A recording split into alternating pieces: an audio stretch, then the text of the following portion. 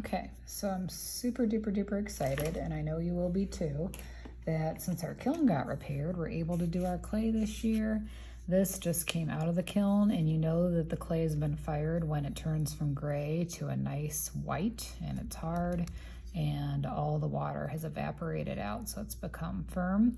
And this is called bisqueware when it's in this state. So our next super fun step to give this color is to go ahead and use glaze, which I just poured a little bit in here. The glaze will give the color that we are looking for. And glaze is really a lot like paint because, of course, it's liquidy and it has the pigment, which just means the color itself. But what it also has is really teeny tiny microscopic pieces of glass in there. And so we can't really see it when we're painting it on. You're not going to feel it if it gets on your hand or anything like that because they're so tiny.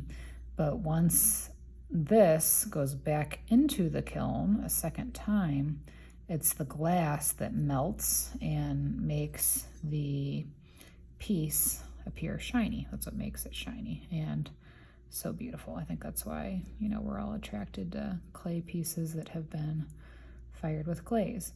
So what I'm doing right now is I'm working on kind of my biggest sections first, which is the frog's head.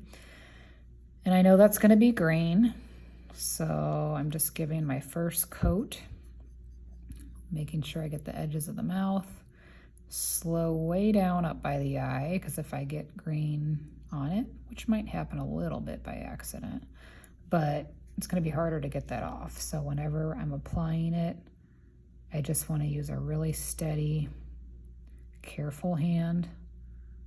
I want to make sure that the brush that I'm choosing fits in there. I wouldn't want to put an enormous brush in there that's too big.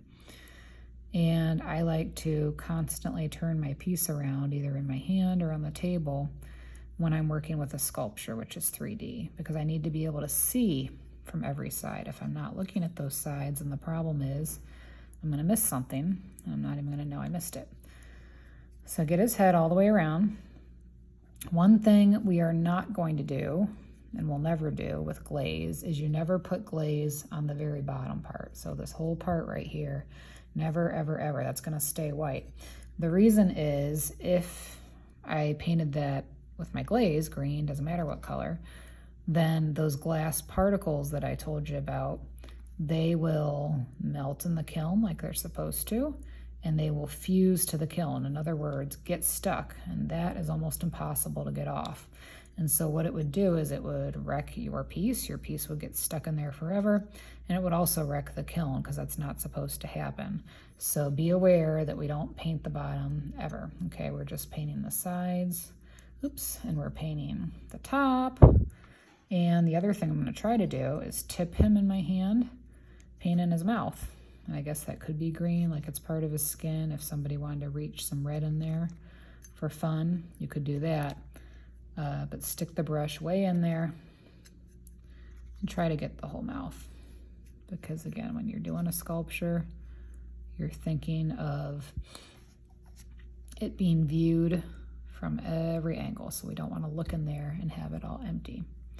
So I'm going to continue with this, and then we will, after 3 coats, which I'm only on 1, we will eventually switch to the eye color, the tongue color, the bug color. Don't forget even this is called the roof of his mouth in there. But you have to have 3 coats, and the reason why is when this melts, it'll make sure that everything is even, that nothing was missed, and it'll make sure that everything's super bright and just gets good coverage. So 3 coats, that's 1. And then I'm gonna go back and do the entire thing again, will be 2. And 1, start a second one. This is 2 on the whole thing. And then go to 3 before I move on to anything else. So it might take us a couple of days, and that is okay.